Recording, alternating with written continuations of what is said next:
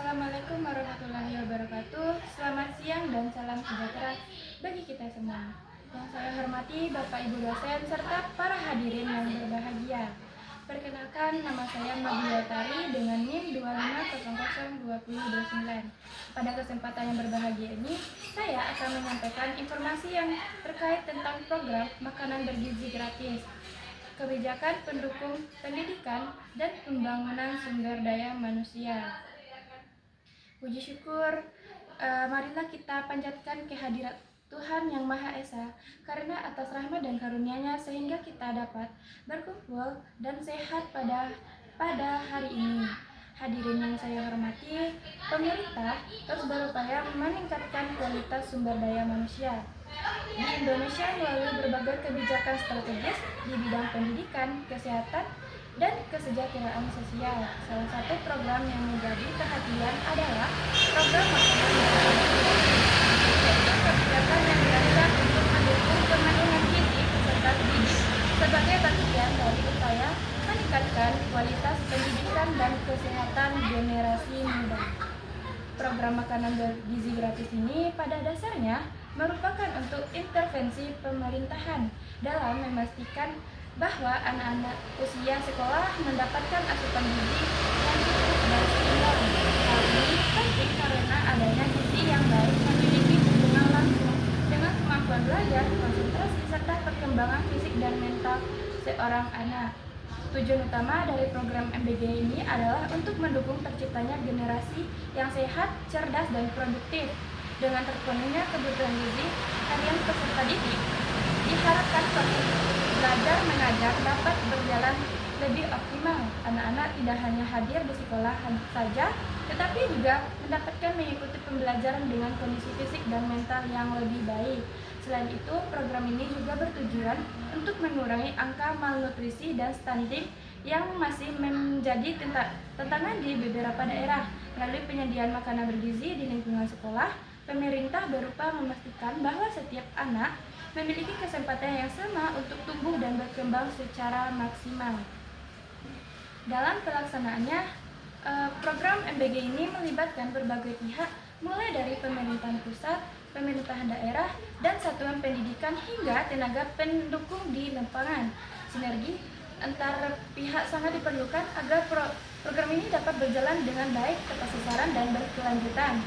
Menu makanan yang disediakan dalam program ini adalah dirancang berdasarkan standar gizi yang seimbang dan dirancang dari karbohidrat, protein, sayuran, buah-buahan, serta mineral yang dibutuhkan oleh tubuh seorang anak.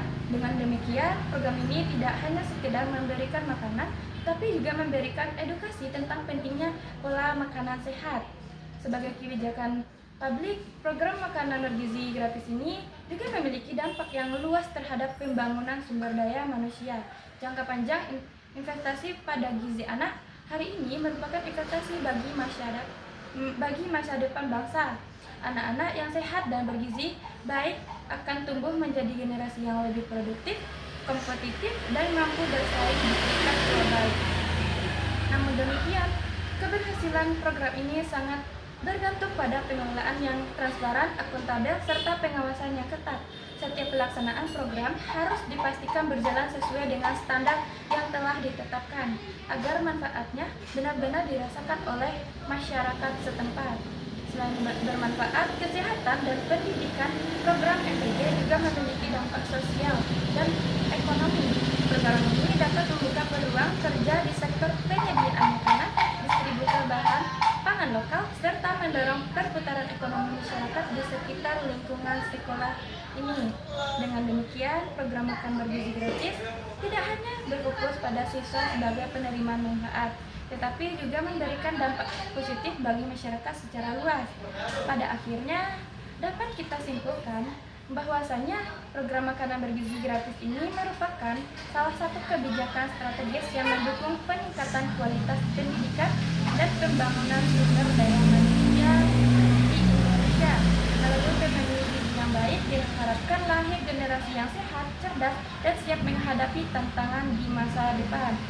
Sebagai informasi resmi, program ini mencerminkan komitmen pemerintahan dalam membangun generasi penerus bangsa yang lebih berkualitas melalui pendekatan yang menyeluruh, mulai dari aspek kesehatan, pendidikan, hingga kesejahteraan sosial.